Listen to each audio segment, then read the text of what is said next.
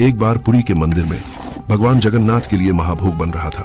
रसोई में सैकड़ों रसोइये थे, हांडी चढ़ी थी, आग जल रही थी। तभी कुछ ऐसा हुआ जिसकी किसी ने कल्पना नहीं की थी। भगवान जगन्नाथ स्वयं रसोई में प्रकट हुए और बोले, मुझे बहुत भूख लगी है, मुझे अभी भोजन चाहिए। रसोइये घबरा गए। महाभोग बनने में अभी समय था, किसी की हिम्मत नहीं हो रही थी कुछ कहने की। तभी भगवान बोले, जब तक भोजन तैयार होता है मैं पास के गांव में अपने भक्त माधव के घर भोजन कराता हूं। यह कहकर भगवान वहां से चले गए। गांव में माधव नाम का एक गरीब किसान रहता था।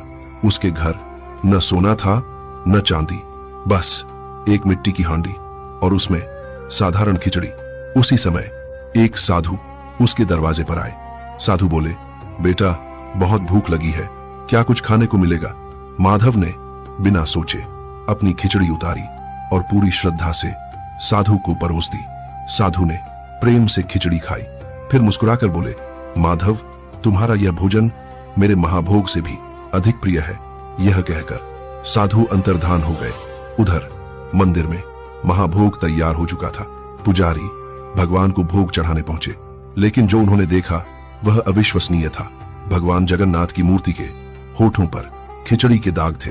पूरा मंदिर स्तब्ध रह गया। अब किसी को कोई संदेह नहीं था, भगवान साधु के वेश में माधव के घर भोजन कराए थे। उस दिन सबको समझ आ गया, भगवान सोने चांदी का नहीं, प्रेम का भूखे होते हैं। सच्चे भाव से बना साधारण भोजन भी महाभोग बन जाता है। आज भी भगवान जगन्नाथ की वही मूर्ति है, वही श्रद्धा, वही आस्था। अगर आप मानते हैं कि भगवान भोग नहीं भाव देखते हैं तो कमेंट में जय जगन्नाथ